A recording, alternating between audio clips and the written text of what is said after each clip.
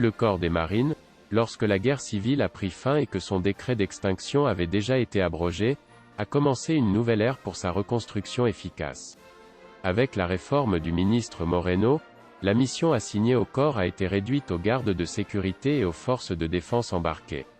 Au début de cette période, les officiers effectuaient leur formation à l'école militaire navale, avec les autres corps de la marine, et les sous-officiers et la troupe spécialisée, à l'école d'application de l'infanterie de marine.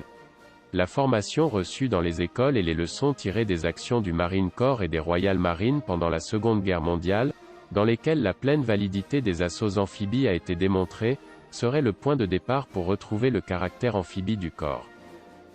Au début des années 50, la pratique des exercices amphibies commence dans tous les tertios et les études pour une brigade Landing Force commencent. L'accord de coopération avec les États-Unis et le développement ultérieur de l'accord de défense bilatéral, a été celui qui a permis à notre corps des marines de recevoir le même matériel que celui utilisé dans les unités du corps des marines. Cela a conduit à un effort notable dans la formation des personnels, tant en termes d'apprentissage de la doctrine amphibie que d'utilisation tactique et d'utilisation des armes reçues. La transformation définitive intervient avec la réforme du ministre Abarzuza, au cours d'une année où les tensions s'intensifient dans ce qu'on a appelé l'Afrique occidentale espagnole. Le 3 octobre 1957, le groupe spécial est créé en tant qu'unité expérimentale dans le domaine amphibie.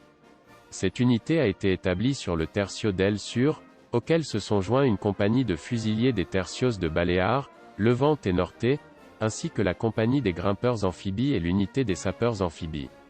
L'unité a été complétée par l'école d'application, qui a assuré la partie enseignement et doctrine. L'exercice, ALIF, prévu en juin 1958 pour tester le matériel reçu, a été suivi d'une série d'exercices au cours desquels la difficulté de planification et la participation des médias et des unités ont augmenté.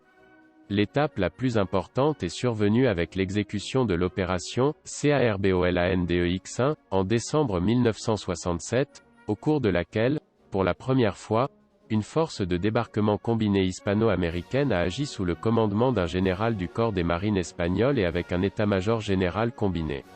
Le 19 juillet 1969, le groupe spécial cède la place au tercio de Armada. Dans l'exposant, vous pouvez voir le projet de constitution et les modèles d'une brigade d'infanterie de marine de 1952. Ordre de préparation de la TF Romeo pour son enrôlement dans l'opération TABAIBA, au SIDIFNI. Uniforme de campagne utilisé par le lieutenant du navire Bourbon lors de l'exercice Atlantide 67.